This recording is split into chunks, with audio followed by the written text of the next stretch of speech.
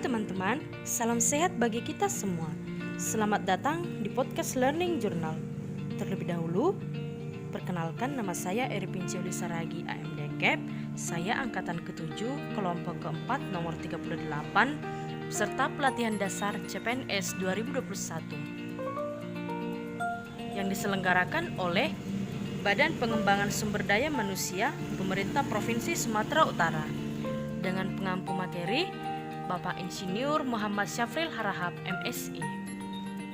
Pada kesempatan kali ini, saya akan berbicara tentang mind mapping etika publik. Yang pertama, pengertian etika.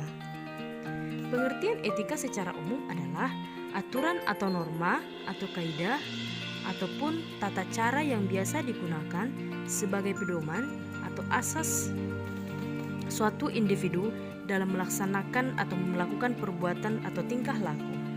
Etika lebih difahami sebagai refleksi atas baik atau buruk, benar atau salah yang harus dilakukan atau bagaimana melakukan yang baik atau benar. Sedangkan moral mengacu pada kewajiban untuk melakukan yang baik atau apa yang seharusnya dilakukan. Yang kedua adalah pengertian kode etik. Kode etik adalah aturan-aturan yang mengatur tingkah laku dalam suatu kelompok khusus. Sudut pandangnya hanya ditujukan pada hal-hal prinsip dalam bentuk ketentuan-ketentuan tertulis. Yang ketiga, kode etik aparatur sipil negara.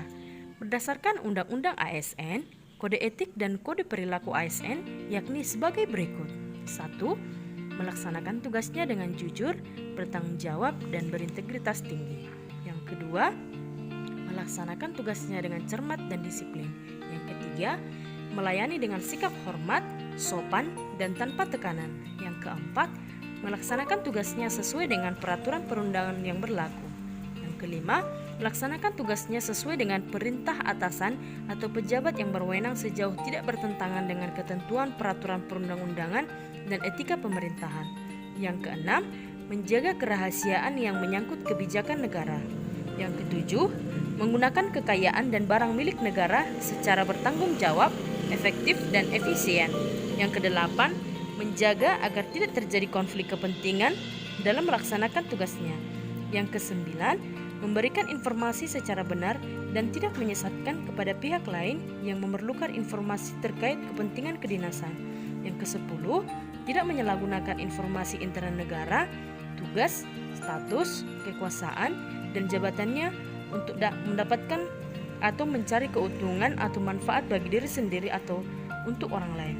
Yang ke-11, memegang teguh nilai dasar ASN dan selalu menjaga reputasi dan integritas ASN.